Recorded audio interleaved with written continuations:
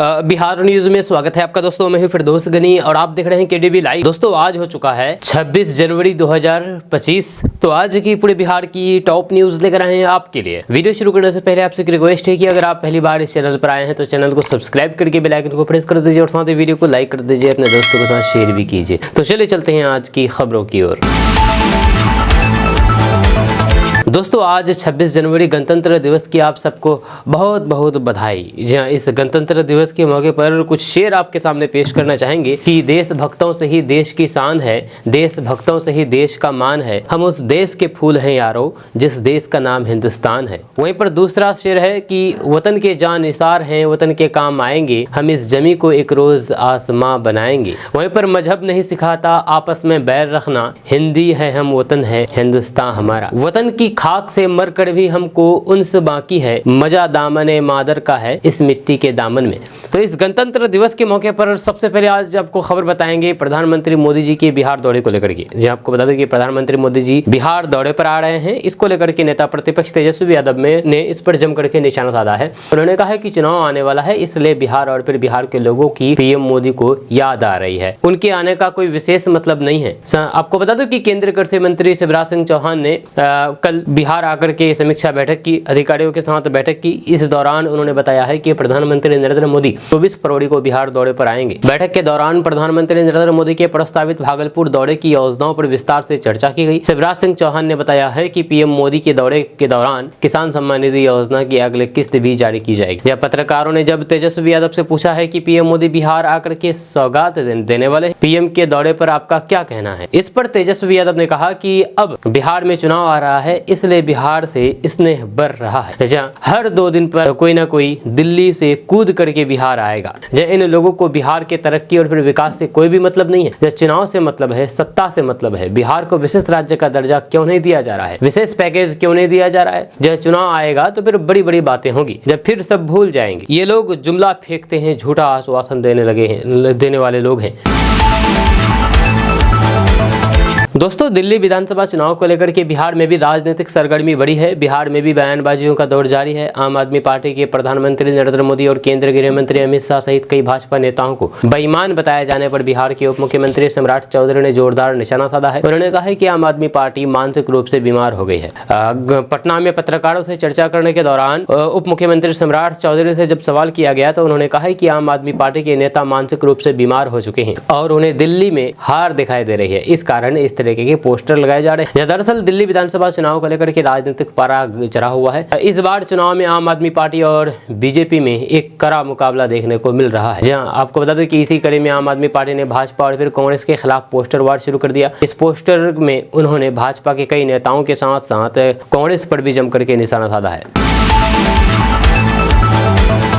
दोस्तों बिहार में बिजली चोरी को रोकने के लिए बिहार सरकार ने एक बड़ी पहल की है। जहां अब बिहार में बिजली खपत की निगरानी सख्ती से की जाएगी, जिससे बिजली चोरी पर अंकुश लगेगा। इस दिशा में बिहार के 3.5 लाख ट्रांसफार्मरों में 2,30,000 से अधिक ट्रांसफार्मरों में मीटर लगाने का काम पूरा कर लिया गया है। जहां आपको बता दूं कि अगले 3-4 महीने में बिहार के सभी ट्रांसफार्मरों में मीटर लगाए जाएंगे, जिससे बिजली चोरी पर शिकंजा कसने में मदद मिलेगी। आपको बता दूं कि बिहार में मीटर लगाने से ये संभव होगा कि बिजली खपत की वास्तविक स्थिति का आकलन किया जा सके। इस कदम से न केवल अवैध बिजली खपत का पता चलेगा, बल्कि ये भी स्पष्ट होगा कि किस ट्रांसफार्मर से कितनी बिजली खपत हो रही है और उसमें कितनी चोरी हो रही है। इससे संबंधित इलाके में औचक निरीक्षण छापेमारी की जा सकेगी। आपको बता दें कि north Bihar power distribution company limited के अंतर्गत 1,97,892 ट्रांसफार्मर है, जिसमें से 69% ट्रांसफार्मरों में मीटर लग चुका है। वहीं पर south Bihar power distribution company limited की तरह 1,51,376 ट्रांसफार्मर है, जिनमें से 63% ट्रांसफार्मर में मीटर लग चुका है। इन मीटरों के माध्यम से हर मोहल्ले की बिजली खपत पर नजर रखी जाएगी और इसके आधार पर अतिरिक्त ट्रांसफार्मर लगाने की भी योजना बनाई गई है।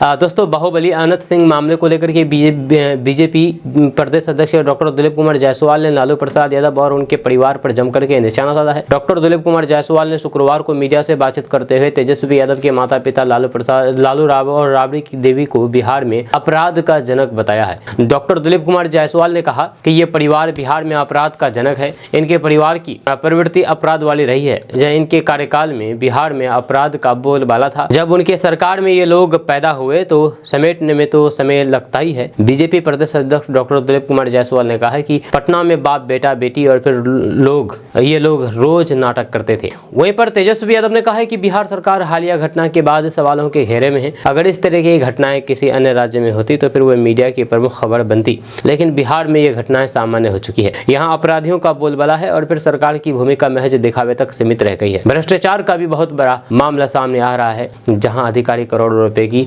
घूस ले रहे हैं। वहीं पर गिरिराज सिंह ने कहा है कि तेजस्वी यादव को कानून व्यवस्था के मुद्दों पर बात करना अच्छा नहीं लगता है। तेजस्वी यादव लालू प्रसाद यादव के लड़के हैं, उन्हें अपने पिताजी के शासनकाल को याद करना चाहिए। उन दिनों नवविवाहित पति और फिर पत्नी को दिन में निकलने में डर लगता था। सीएम नीतीश कुमार के राज में कोई भी अपराधी बचेगा नहीं, उसे सजा देने का काम किया जाएगा। इस मामले में कानून अपना काम कर रही है।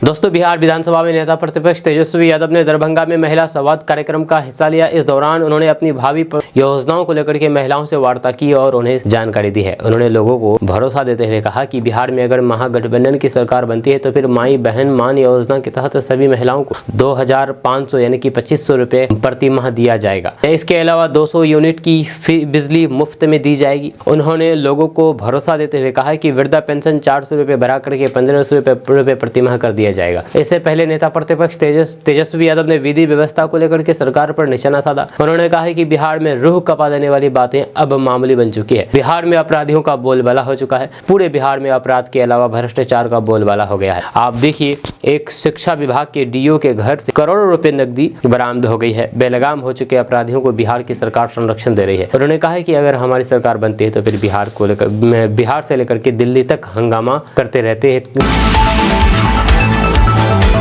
दोस्तों, बिहार में पुलों का हेल्थ कार्ड बनेगा। जी हाँ, पुलों का हेल्थ कार्ड। साथ ही साथ इंजीनियरों के टैक्स और फिर दायित्व निर्धारित किए जाएंगे। इसकी जानकारी डिप्टी सीएम सह पथ निर्माण मंत्री विजय कुमार सिन्हा ने दी है। उन्होंने बताया है कि अभी विभाग के अंतर्गत कोई पुल संधारण नीति नहीं है और न ही अभियंताओं को कर्तव्य एवं उत्तरदायित्व स्पष्ट रूप से निर्धारित है। इस संबंध में जल्द ही एक पुल संधारण नीति तैयार की जाएगी। स्वतंत्र एजेंसी से पुलों का ऑडिट कराया जाएगा। साथ ही अभियंताओं के कर्तव्य एवं दायित्व भी निर्धारित किए जाएंगे। पुलों का हेल्थ कार्ड भी तैयार किया जाएगा।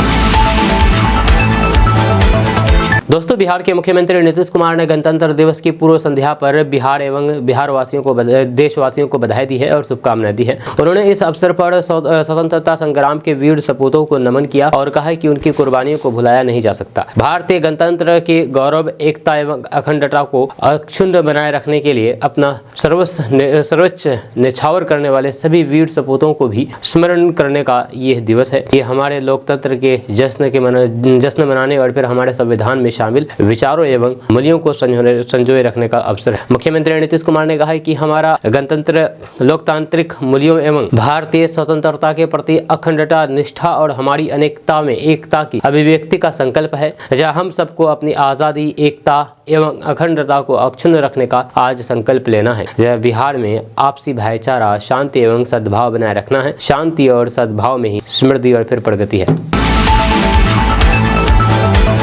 दोस्तों, बिहार में औद्योगिक विकास की दिशा में एक नया कदम उठाया जा रहा है, जिसमें कई प्रमुख कंपनियां बिहार में अपनी उत्पादन इकाइयां स्थापित करने की योजना बना रही है। इस कदम से न सिर्फ बिहार में रोजगार के अवसर बढ़ेंगे बल्कि बिहार की अर्थव्यवस्था को भी मजबूती मिलेगी। विभिन्न उद्योग क्षेत्रों में निवेश की योजना से बिहार में विकास की रफ्तार तेज होगी। आपको बता दें कि बिहार में खाद्य प्रसंस्करण उद्योग को लेकर के कई कंपनियों का ध्यान आकर्षित हुआ है। इनमें लंदन डेयरी, आनंद डेयरी, हल्दीराम जैसी बड़ी कंपनियां शामिल है। इन कंपनियों ने बिएडा से जमीन के लिए संपर्क किया है और फिर उनमें से कुछ कंपनियां नवंबर तक अपनी यूनिट स्थापित करने की योजना बना रही है। दोस्तों, जनसुराज के संस्थापक प्रशांत किशोर ने बिहार के मुख्यमंत्री नीतीश कुमार पर बड़ा हमला बोला है। उन्होंने कहा कि यदि नीतीश कुमार बिना कागज देखे अपने मंत्रियों के नाम और फिर विभाग बता दे तो फिर मैं उनके समर्थन में अपना पूरा अभियान वापस ले लूंगा। जनसुराज के सूत्रधार प्रशांत किशोर ने कर्पूरी ठाकुर की जयंती पर मीडिया से बातचीत करते हुए बिहार के मुख्यमंत्री नीतीश कुमार की मानसिक स्थिति पर चिंता जताई है। उन्होंने कहा कि नीतीश कुमार मानसिक और फिर शारीरिक रूप से थक चुके हैं। नीतीश कुमार की मानसिक स्थिति ऐसी नहीं है कि वे बिहार के मुखिया बने रह सके। इसके साथ ही उन्होंने बड़ा दावा करते हुए कहा कि नीतीश कुमार बिना कागज देखे अपने मंत्रिमंडल के सदस्यों और फिर उनके विभाग के नाम नहीं बता सकते। जब प्रशांत किशोर ने कहा कि और अगर वो ऐसा करते हैं तो फिर मैं अपना पूरा आंदोलन वापस ले लूंगा और फिर से नीतीश कुमार के समर्थन में खड़ा हो जाऊंगा। यह बिहार की कानून व्यवस्था पर प्रशांत किशोर ने बड़ा बयान दिया है। उन्होंने कहा कि जब बिहार में बालू माफिया, शराब माफिया और अफसर राज है तो फिर सुचारू कानून व्यवस्था की उम्मीद कैसे कर सकते हैं। बिहार में कानून व्यवस्था की स्थिति पर अपनी प्रतिक्रिया देते हुए प्रशांत किशोर ने कहा कि अपराधियों का सत्ता में बैठे लोगों से क्या रिश्ता है ये सभी जानते हैं। जब बिहार में बालू माफिया, शराब माफिया और अफसर राज हो तो फिर आप सुचारू कानून व्यवस्था की उम्मीद कैसे कर सकते हैं। जब मुख्यमंत्री मानसिक रूप से निर्णय लेने में और सरकार चलाने में सक्षम नहीं है तो फिर ऐसी घटनाएं स्वाभाविक है। दोस्तों, बिहार में 26 जनवरी के दिन यानी कि आज के दिन मौसम गुलजार रहेगा। जब आपको बता दें कि पटना मौसम विज्ञान केंद्र ने अपने पूर्वानुमान में बताया है कि आज गणतंत्र दिवस के दिन मौसम को लेकर के कोई अलर्ट नहीं है। या जिनकी रविवार को छुट्टी है वे आराम से घूमने निकल सकते हैं। IMD पटना ने बताया है कि 26 जनवरी के दिन बिहार के 9 जिलों में घना कोहरा छाया रहेगा और फिर 3 जिलों में कोल्ड डे रह सकता है। जब पटना मौसम विज्ञान केंद्र ने जिन 9 जिलों में घना कोहरे का अलर्ट जारी किया है उनमें वेस्ट चंपारण, ईस्ट चंपारण, शिवहर, सीतामढ़ी, मधुबनी, दरभंगा, सुपौल, अररिया और किशनगंज शामिल है। वहीं पर 3 जिलों में कोल्ड डे का अलर्ट जारी किया गया है। इनका नाम पूर्वी चंपारण, दरभंगा और मधुबनी है। पर पटना मौसम विज्ञान केंद्र ने अपने पूर्वानुमान में बताया है कि 26 जनवरी के दिन यानी कि आज के दिन राजधानी पटना समेत कई जिलों में मौसम सुबह 6 बजे से 10 बजे तक शुष्क रहेगा और कुहासा छाया रहेगा। इस दौरान हवा की गति 9 किलोमीटर प्रति घंटे रह सकती है। वहीं पर न्यूनतम तापमान 9 से 11 डिग्री सेल्सियस दर्ज किया जा सकता है। गया, भागलपुर, मुजफ्फरपुर समेत कई जिलों में मौसम का हाल ऐसा ही रह सकता है। दोस्तों, इस वक्त एक बड़ी खबर सामने आ रही है कि रिपब्लिक डे यानी कि आज गणतंत्र दिवस के मौके पर बिहार पुलिस के 9 अधिकारियों और फिर पदाधिकारियों को उनकी अच्छा काम और सराहनीय सेवाओं के लिए प्रतिष्ठित राष्ट्रपति पुलिस पदक से सम्मानित किया जाएगा। ये पल बिहार पुलिस के लिए खुशी का पल है। राष्ट्रपति पदक पाने वालों में अपर पुलिस महानिदेशक कस्सी सुहिता अनुपम और उप पुलिस अधीक्षक अनिल कुमार शामिल है। जहां इन्हें विशिष्ट सेवा के लिए पदक दिया जा रहा है, वहीं पर सराहनीय सेवा के लिए 2 SP को भी पदक दिया जा रहा है। इनमें IPS संजय कुमार और मनोज कुमार शामिल है। वहीं पर कमांडेंट हरिमोहन शुक्ला, उप निरीक्षक संजीत कुमार, सहायक उप निरीक्षक अमितेश कुमार उपाध्याय, सब इंस्पेक्टर शशिकांत और फिर सब इंस्पेक्टर जयप्रकाश सराहनीय सेवा के लिए पदक दिया जाएगा। आपको बता दूं कि ये वीरता के लिए पदक दिया जाएगा। जीवन और संपत्ति को बचाने या फिर अपराध को रोकने या फिर अपराधियों को गिरफ्तार करने, दायित्व और फिर कर्तव्यों के संबंध में होने वाले जोखिम का आकलन करने में दुर्लभ विशिष्ट वीरता कार्य और फिर विशिष्ट वीरता कार्य के आधार पर प्रदान किए जाते हैं। दोस्तों, बिहार विद्यालय परीक्षा समिति यानी कि बिहार बोर्ड द्वारा आयोजित इंटरमीडिएट 2024 की वार्षिक परीक्षा 1 से 15 फरवरी और फिर मैट्रिक 2024 की वार्षिक परीक्षा 17 से 25 फरवरी तक आयोजित होगी। यह दोनों परीक्षा में कुल 28,75,000 विद्यार्थियों ने परीक्षा फॉर्म भरा है, जिनमें इंटरमीडिएट 12 लाख और फिर मैट्रिक में 15,85,000 विद्यार्थी शामिल है। बिहार बोर्ड ने परीक्षा को लेकर के गाइडलाइंस जारी कर दिया है, जिनमें बोर्ड ने कहा है कि परीक्षा 2 पालियों में आयोजित होगी। प्रथम पाली की परीक्षा सुबह 9:30 बजे से शुरू होगी। इससे पहले विद्यार्थियों को 9 बजे तक परीक्षा केंद्र के अंदर प्रवेश करके जाना होगा। वहीं पर दूसरी पाली की परीक्षा दोपहर 2 बजे से शुरू होगी। यह दूसरी पाली के विद्यार्थियों को दोपहर 1:30 बजे तक परीक्षा केंद्र के अंदर प्रवेश करके जाना होगा। इसके बाद परीक्षा केंद्र का मुख्य द्वार बंद कर दिया जाएगा। गेट बंद हो जाने के बाद अगर परीक्षार्थी दीवार कूद करके अंदर प्रवेश करता है तो फिर उसे 2 साल के लिए परीक्षा से निष्कासित कर दिया जाएगा। साथ ही साथ परीक्षार्थी पर प्राथमिकी दर्ज की जाएगी। 4 दीवारें कूद करके अंदर प्रवेश करना घृणित अपराध श्रेणी में माना जाएगा। यदि केंद्र अधीक्षक की इसमें मिली भगत होती है तो उस पर परीक्षा अधिनियम के तहत कार्रवाई की जाएगी। दोस्तों, बिहार के किसानों के लिए एक बड़ी और राहत बड़ी अच्छी खबर सामने आई है। आपको बता दें कि केंद्रीय मंत्री ललन सिंह ने सोशल मीडिया पर घोषणा की है कि किसानों की आय बढ़ाने और फिर उनकी उपज के लिए बेहतर बाजार सुनिश्चित करने के लिए एक महत्वपूर्ण कदम उठाया गया है। इस पहल के तहत किसानों को उचित गुणवत्ता वाले टमाटर के बीज उपलब्ध कराए गए थे, जिसका सकारात्मक असर अब दिखने लगा है। इस संबंध में केंद्रीय मंत्री ललन सिंह ने सोशल मीडिया पर जानकारी शेयर की है और बताया है कि मदर डेयरी इन किसानों से सीधे टमाटर की खरीद करेगी। इसके बाद टमाटर को रांची स्थित फूड प्रोसेसिंग यूनिट में प्रोसेसिंग के लिए भेजा जाएगा। ये कदम किसानों को बिचौलियों से बचाने के लिए उनकी उपज का सही दाम दिलाने में मदद करेगा। दोस्तों बिहार में चल रहे जमीन सर्वे कार्य में नियोजित अमीन काम छोड़ करके भाग रहे हैं। जी हाँ, अमीन काम छोड़ करके भाग रहे हैं, जमीन सर्वे छोड़ करके भाग रहे हैं। नौकरी छोड़ने का सिलसिला लगातार जारी है अमीनों का। पिछले 2 दिनों में 4 दर्जन से अधिक अमीनों ने नौकरी छोड़ दी है, जिसका एनओसी भू अभिलेख एवं परिमाण निदेशालय ने दिया है। राष्ट्र एवं भूमि सुधार विभाग के भू अभिलेख एवं परिमाण निदेशालय ने 24 जनवरी को 4 विशेष सर्वेक्षण अमीनों को एनओसी जारी किया है। जब बक्सर के बंदोबस्त पदाधिकारी की अनुशंसा के बाद इन विशेष सर्वेक्षण कर्मियों को बिहार तकनीकी सेवा आयोग में चयनित पद पर काउंसलिंग के लिए अनापत्ति प्रमाण पत्र निर्गत किया गया है। दोस्तों प्रधानमंत्री नरेंद्र मोदी के आगामी बिहार दौरे को लेकर के राष्ट्रीय जनता दल के आरजेडी के प्रवक्ता मृत्युंजय तिवारी ने तंज कसा है। उन्होंने कहा है कि चुनावी साल है, इसलिए उनको बिहार की याद आ रही है। ये सभी को पता है। बिहार विधानसभा के नेता प्रतिपक्ष एवं आरजेडी नेता तेजस्वी यादव लगातार बोल रहे हैं कि बिहार में चुनावी वर्ष है। चुनाव होने के कारण पीएम मोदी को बिहार की याद आ रही है। या वे अब छठी मैया को याद करेंगे, लिट्टी चोखा पर बोलेंगे, लेकिन बिहार को कुछ नहीं देंगे। उन्होंने आगे कहा है कि प्रधानमंत्री नरेंद्र मोदी ने पहले जो वादा किया था वह सब जुमला साबित हुआ है। जी हाँ, बिहार की जनता ने देखा है कि उनको किस तरह से धोखा मिला है। वह पटना यूनिवर्सिटी को सेंट्रल यूनिवर्सिटी का दर्जा तक नहीं दिला पाए, बिहार को विशेष पैकेज नहीं दिए। अगर उनको बिहार से बहुत प्रेम है तो फिर बिहार को विशेष राज्य का दर्जा क्यों नहीं देते। जब पूरा केंद्रीय मंत्रिमंडल और फिर भाजपा शासित राज्यों की सरकारें बिहार में ही कैंप करेगी। अब जनता इन लोगों पर भरोसा नहीं कर सकती। जनता को इन्होंने धोखा दिया है और बिहार के साथ सौतेला व्यवहार किया है, इसलिए पीएम मोदी को इस बार खाली हाथ लौटना पड़ेगा।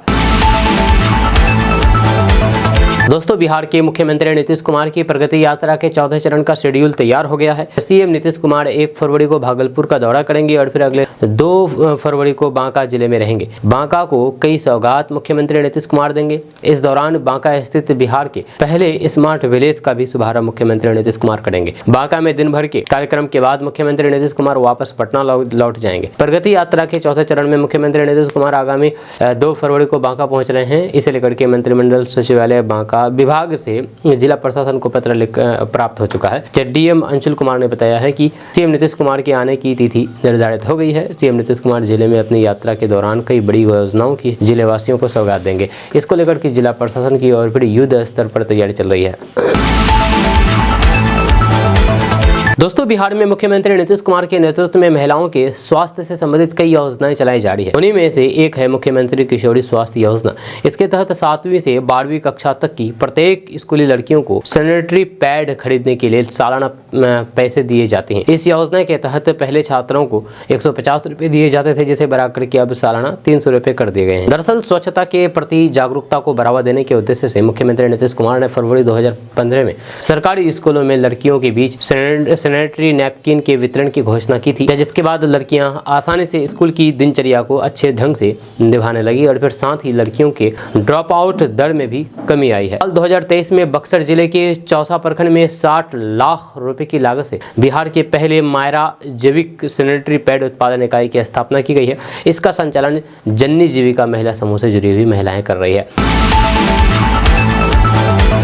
दोस्तों बिहार के पूर्व विधान परिषद सदस्य और फिर राष्ट्रीय जनता दल यानी कि आरजेडी नेता सुनील सिंह ने मुख्यमंत्री नीतीश कुमार पर तीखा हमला बोला है। सुनील सिंह जो कि राबड़ी देवी के मुंह बले भाई हैं, उस भाई के रूप में भी जाने जाते हैं, उन्होंने नीतीश कुमार की मानसिक स्थिति पर सवाल उठा दिया है। सुनील सिंह ने कहा है कि नीतीश कुमार को मैंने पलटूराम कहा था और फिर इसके कारण मेरी सदस्यता ले ली गई है। गूगल से भी पूछेंगे तो फिर वही नाम निकलेगा। नीतीश कुमार मानसिक रूप से बीमार है और फिर उन्हें मुख्यमंत्री के पद पर रहने का कोई भी हक नहीं है। उन्होंने ये भी कहा है कि नीतीश कुमार पर कार्रवाई होनी चाहिए, क्योंकि उन्होंने महिलाओं के बारे में सदन में असंवेदनशील बातें की है। उन्होंने कहा है कि अगर किसी का दिमाग काम नहीं कर रहा है तो फिर वे चपरासी भी नहीं बन सकता। मुख्यमंत्री तो बहुत दूर की बात है। सुनील सिंह ने आरोप लगाया है कि उनके खिलाफ जो कार्रवाई की गई है वो पक्षपाती और फिर एक तरफा थी। उन्होंने कहा है कि आपने मुझे निष्कासित कर दिया, लेकिन ये नहीं बताएंगे कि कितने और लोगों को निष्कासित करेंगे। जहाँ इस हमले के बाद राजनीति में नया मोड़ आ सकता है, जहाँ पर सुनील सिंह ने बेबाकी से अपनी बात रखी है और फिर नीतीश कुमार को खुली चुनौती दी है।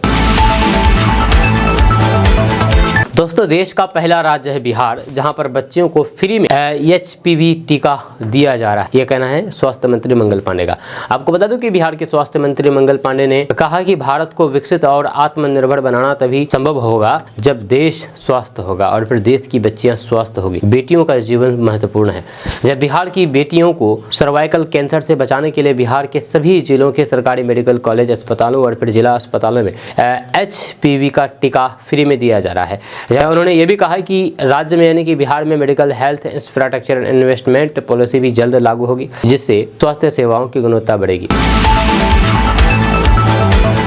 दोस्तों बिहार के अधिकांश बेरोजगार युवाओं का सपना सरकारी नौकरी पाना है। ये लाखों युवा इसे पाने के लिए प्रतियोगी परीक्षा की तैयारी करते हैं। इन परीक्षा में सबसे ज्यादा क्रेज बिहार लोक सेवा आयोग यानी कि BPSC के एग्जाम का है। जब 13 दिसंबर को BPSC ने 17वीं प्रारंभिक परीक्षा लिया। यह परीक्षा के बाद काफी विवाद हुआ, जब कई लोग BPSC के प्रश्न पर ही सवाल उठाने लगे। जब कहने लगी कि प्रश्न काफी आसान पूछे गए। जब कुछ लोगों ने तो यहाँ तक कह दिया है कि इतने आसान प्रश्न ग्रुप D स्तर की नौकरी के लिए परीक्षा में भी पूछे नहीं जाते। लेकिन जब BPSC ने परीक्षा का परिणाम जारी करने के बाद कुछ खुलासे किए तो फिर वे चौंकाने वाले थे। BPSC के परीक्षा नियंत्रक राजेश कुमार ने कहा कि कई लोग परीक्षा को आसान बता रहे, मजाक उड़ाते थे, लेकिन जब डाटा सामने आए तो फिर हम लोग भी हैरान रह गए। चौंकाने वाली बात यह है कि 1,70,000 अभ्यर्थी महिला विधायक और इंटरनेशनल अवार्ड जीतने वाली शूटर श्रेयसी सिंह से जुड़े हुए सवाल का जवाब नहीं दे पाए। यह इतना ही नहीं, विष्णुपद मंदिर से जुड़े हुए सवाल पर 1.5 लाख और पटना साहिब स्थित हरमिंदर साहिब से जुड़े हुए सवाल पर 50,503 अभ्यर्थियों ने गलत जवाब दिया। 13 दिसंबर को परीक्षा के बाद कई लोगों ने इन सवालों को लेकर के BPSC की कार्यशैली पर सवाल उठा दिया।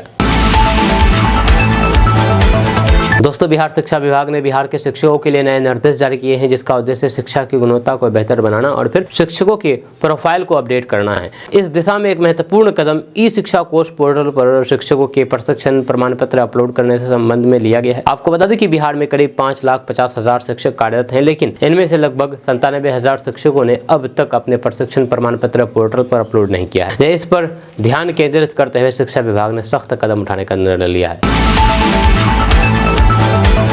बिहार में इस साल गेहूं की रिकॉर्ड बुआई हो चुकी है। ये पिछले साल से 10% से अधिक है। अब तक 25 लाख हेक्टेयर से अधिक भूभाग में बुआई हो चुकी है। ये बीते साल से 2 लाख हेक्टेयर अधिक है। जब पिछले साल 23 लाख हेक्टेयर में बुआई हुई थी, एक सप्ताह में कम से कम 1 लाख हेक्टेयर में क्षेत्र में और बुआई होगी। आपको बता दूं कि कृषि विभाग के अनुसार इस साल 26 लाख हेक्टेयर में गेहूं की बुआई का लक्ष्य तय किया गया है। अब तक 25 लाख हेक्टेयर में गेहूं की बुआई हो चुकी है। एक सप्ताह में ये लक्ष्य प्राप्त कर लिया जाएगा। ऐसा तब है जबकि इस सीजन में बिहार में गेहूं की बुआई काफी देरी से हुआ है। मौसम की मार और बारिश के कारण जमीन की भीगे होने के कारण गेहूं की बुआई में देरी हुआ है। हालांकि ठंड बढ़ने से गेहूं की बुआई में गति आई और फिर पूरे बिहार में तेजी से बुआई हुई है। इसी वजह से लक्ष्य तक पहुंचा जा सका है। ऐसे में बिहार में गेहूं उत्पादन में पिछले साल की तुलना में 15% तक बढ़ोतरी की संभावना है।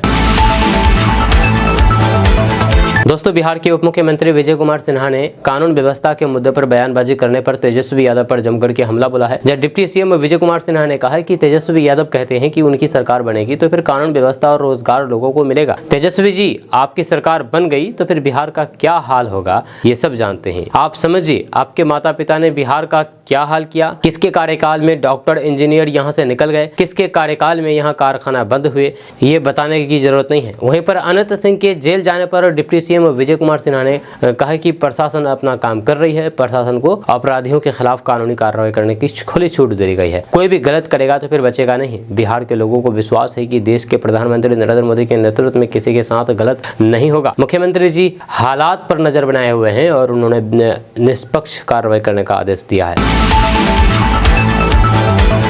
दोस्तों बिहार विधानसभा का बजट सत्र 28 फरवरी से शुरू होने की संभावना है। वहीं पर अगले दिन 1 मार्च को वित्तीय वर्ष 2025-26 का राज्य का बजट पेश होने के आसार हैं। यह चुनावी साल होने से इस साल का बजट सत्र बेहद महत्वपूर्ण होगा। ये लंबा सत्र अप्रैल के पहले सप्ताह तक चल सकता है। जब आपको बता दें कि राज्य सरकार यानी कि बिहार सरकार फिलहाल 28 फरवरी समेत 3 तिथियों पर विमर्श कर रही है। 22 और 25 फरवरी को भी सदन का बजट सत्र आयोजित करने पर विचार किया जा रहा था। जब माना जा रहा है कि जल्द ही इस पर अंतिम निर्णय लिया जाएगा। सबसे पहले नीतीश कैबिनेट की बैठक में बिहार विधानमंडल के बजट सत्र की तारीख को मंजूरी दी जाएगी। इसके बाद राज्यपाल इस पर अंतिम मोहर लगाएंगे। जब बजट सत्र के दौरान सभी विभागों का वार्षिक बजट पेश किया जाएगा। पहले दिन राज्यपाल आरिफ मोहम्मद खान का अभिभाषण होगा। पहले दिन ही राज्यपाल द्वारा मंजूर अध्यादेशों की प्रति भी सदन पटल पर रखी जाएगी। अगले दिन सरकार का बजट पेश होगा, जिसके साथ ही राज्यपाल के अभिभाषण पर सदन में वाद विवाद भी होगा। इसके बाद विभागों के बजट लगातार क्रम में पेश होंगे। यह 2025-26 का बजट 3 लाख करोड़ से अधिक होने की अनुमान है।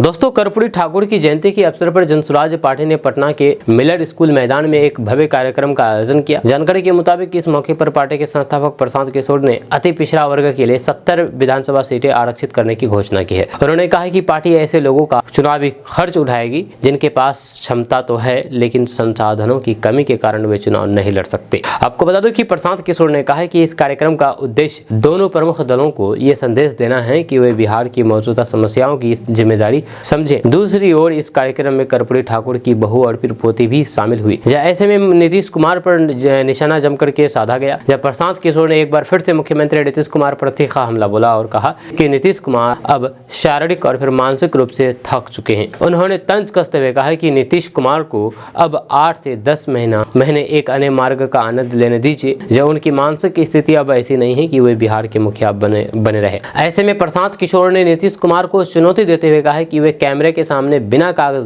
देखे अपने मंत्री परिषद के सदस्यों के नाम और विभाग बता दें। उन्होंने कहा कि अगर नीतीश कुमार ऐसा कर पाते हैं तो फिर वह अपना आंदोलन वापस लेकर के उनके समर्थन में खड़े हो जाएंगे। साथ ही साथ प्रशांत किशोर ने आगे कहा कि नीतीश कुमार से अब किसी अपेक्षा की जरूरत नहीं है, किसी उम्मीद की जरूरत नहीं है। उन्हें 10 महीने तक मुख्यमंत्री बने रहने दिया जाए, क्योंकि उनकी कार्य क्षमता अब समाप्त हो चुकी है। दोस्तों, मोकामा में बुधवार को हुई गोलीबारी को जैसे ही बिहार के पूर्व डिप्टी सीएम तेजस्वी यादव ने मुद्दा बनाया तो एनडीए नेताओं ने उन्हें लालू प्रसाद यादव के जंगल राज को याद दिला दिया। केंद्र की मोदी सरकार में एमएसएमई मंत्री जीतन राम मांझी ने कहा कि अगर कोई आदमी अगर किसी प्रभावी व्यक्ति के पास आकर के आएगा और अपनी समस्या रखेगा और पंचायत के लिए जाने पर विरोधी पक्ष गोली चला देगा और उसके जवाब में अगर कोई गोली चलाता है तो फिर ये लॉ एंड ऑर्डर का मामला है। इसे विधि व्यवस्था का मामला नहीं कहा जा सकता। लालू राबड़ी के राज में पहले क्या स्थिति थी ये किसी को बताने की जरूरत नहीं है। जब 5 बजे के बाद लोग घर से नहीं निकलते थे और फिर नाइट शो का सिनेमा नहीं देखते थे, आज तो लड़कियां भी रात्रि में सिनेमा देखती है। इधर डिप्टी सीएम विजय कुमार सिन्हा ने कहा है कि सरकार कानून व्यवस्था को लेकर के पूरी तरीके से सजग है, हर छोटी बड़ी घटना पर ध्यान है, गलत करने वाले बचेंगे नहीं। ईमानदारी के साथ प्रशासन भी इस कांड पर काम कर रही है। स्वास्थ्य मंत्री मंगल पांडे ने कहा है कि कहीं भी और किसी भी परिस्थिति में नीतीश कुमार के राज में और एनडीए के राज में कानून के राज से कभी समझौता नहीं किया जा सकता है। जो कोई भी गलत करता है उस पर कार्रवाई होती है। वहीं पर जदयू नेता मंत्री लेसी सिंह ने कहा है कि कहीं भी कोई घटना होती है कि पुलिस प्रशासन अपना काम करती है या उसमें सरकार का कोई हस्तक्षेप नहीं होता है। जहां हमारी सरकार में आरजेडी सरकार की तरह ना किसी को फंसाया जाता है और न ही किसी को बचाया जाता है। दोस्तों, बिहार पुलिस किसी परिसर की तलाशी या फिर जब्ती की कार्रवाई में मनमानी नहीं कर पाएंगे। अब जी हाँ, आपको बता दो कि भारतीय नागरिक सुरक्षा संहिता की धारा 105 के तहत पुलिस जब भी कहीं भी तलाशी लेंगी या फिर जब्ती की कार्रवाई करेगी तो फिर उसकी वीडियोग्राफी करना अनिवार्य होगा। नए आपराधिक कानून के इस प्रभाव से बेहतर तरीके से निष्पक्ष होकर के क्रियान्वयन करने को लेकर के मानक प्रक्रिया तैयार किया गया है। इसके तहत यह तय किया गया है कि पुलिस जब भी तलाशी और फिर जब्ती के लिए किसी परिसर में जाएगी तो फिर प्रवेश से पहले ये वीडियोग्राफी शुरू कर दी जाएगी। वहीं पर निर्देश जारी किया गया है कि अंदर पहुंचने के बाद उस पुलिस पदाधिकारी या फिर कर्मी वीडियो में सबसे पहले अपना परिचय देंगे। उसके बाद वहां पर मौजूद परिसर के मालिक और फिर अन्य लोगों की तलाशी की प्रक्रिया शुरू की जाएगी। वहीं पर तलाशी और जब्ती प्रक्रिया को और पारदर्शी बनाने के लिए ये निर्देश दिया गया है कि कार्रवाई अगर कोर्ट के वारंट के आधार पर की जा रही है तो फिर वीडियोग्राफी में उस वारंट को भी दर्शाया जाए और फिर उसका ब्यौरा रिकॉर्ड किया जाए। दोस्तों, विकासशील इंसान पार्टी के प्रमुख मुकेश सहनी ने कहा कि वीआईपी शुरू से शोषितों, वंचितों, पिछड़ों, अति पिछड़ों, महिलाओं और फिर अल्पसंख्यकों के साथ हर वर्गों के हक और अधिकार के प्रति हम सजग हैं। उन्होंने साफ लहजे में कहा है कि हमारा संघर्ष जारी है और हमारी पार्टी पिछड़ों का हक दिला करके रहेंगी। उन्होंने कहा कि वीआईपी कर्पूरी ठाकुर के सपने को लेकर के आगे बढ़ रही है और उनके सपने को धरातल पर उतारना हमारी प्राथमिकता है। इससे पहले पूसी पूर्णिमा मेले का उद्घाटन करने के दौरान उन्होंने बीजेपी को घेरा। दोस्तों किशनगंज में ऐतिहासिक खगरा मेला का उद्घाटन कर लिया गया है। अब खगरा मेला शुरू हो चुका है। अगर आप आसपास के रहने वाले हैं, किशनगंज, रड़िया, पूर्णिया, कटिहार के रहने वाले हैं, तो आप एशिया का ऐतिहासिक खगरा मेला का भ्रमण कर सकते हैं। खगरा मेला चालू हो चुका है। आपको बता दूं कि ये एशिया का दूसरा सबसे बड़ा पशु मेला माने जाने वाला खगरा मेला का उद्घाटन हुआ है, जिसको जो भूमि सुधार सह राजस्व विभाग मंत्री डॉक्टर दिलीप कुमार जायसवाल के और डीएम विशाल राज, पुलिस अधीक्षक सागर कुमार ने कार्यक्रम के तहत भव्य उद्घाटन करके किया है। आपको बता दूं कि एशिया का द्वितीय पशु मेला और ऐतिहासिक खगरा मेला का इतिहास बहुत पुराना है। ब्रिटिश शासनकाल में नवाब सैयद जैनुद्दीन हुसैन मिर्जा के द्वारा साल 1983 में खगरा मेला स्थापित हुआ था। फिर आज़ादी के बाद साल 1952 ईस्वी से ये मेला प्रशासन के अधीन हो गया था। तब से इस मेले की बंदोबस्ती प्रशासन के द्वारा ही किया जा रहा है। साथ ही खगरा मेला को साल 2024 में तत्कालीन जिलाधिकारी तुषार सिंगला द्वारा राजकीय मेला घोषित किया है। वहीं पर इस साल इस मेला का डाक करीब 1 करोड़ 33 लाख में मेले की बंदोबस्ती की गई है। इस साल भव्यता के साथ मेले को हर तरह से आकर्षक बनाने का प्रयास किया गया है। इस साल बतौर मुख्य अतिथि जिलाधिकारी विशाल राज द्वारा विधिवत मेले का उद्घाटन किया गया है। मेले में खेल तमाशा, विभिन्न प्रकार के झूले, सर्कस, थिएटर आदि सहित विभिन्न खान पान, खिलौने एवं अन्य बहुत कुछ विशेष आयोजन के साथ मेले को संवारने का भरपूर प्रयास किया गया है। इसके अलावा मेले की सुरक्षा की निगरानी पुलिस प्रशासन के सहयोग एवं सीसीटीवी कैमरे से की गई है। इस दौरान मंत्री डॉक्टर दिलीप कुमार जायसवाल और नए अतिथियों को मेले के आयोजककर्ताओं के द्वारा सम्मानित किया गया है, जहां पर उन्होंने दीप प्रज्वलित करके कार्यक्रम का उद्घाटन किया है और फीता काट करके विधिवत तरीके से मेले का उद्घाटन किया। वहीं पर मेले के कार्यक्रम में शामिल भाजपा नेता सुशांत गौप ने कहा है कि किशनगंज के लिए ये गर्व की बात है, आज हमारे बीच मंत्री डॉक्टर दिलीप कुमार जायसवाल जी आए हुए हैं और इस मेले का उद्घाटन कर रहे हैं, ताकि सोशल मीडिया के ज़माने में ये मेला अपना अस्तित्व थोड़ा खोते नजर आ रही है, मगर इस बार ये मेला भव्य रूप से लगा है। आपका इसके बारे में क्या कहना है नीचे कमेंट बॉक्स में कमेंट करके जरूर बताइएगा। मिलते हैं नेक्स्ट वीडियो के साथ। जय हिंद, जय भारत।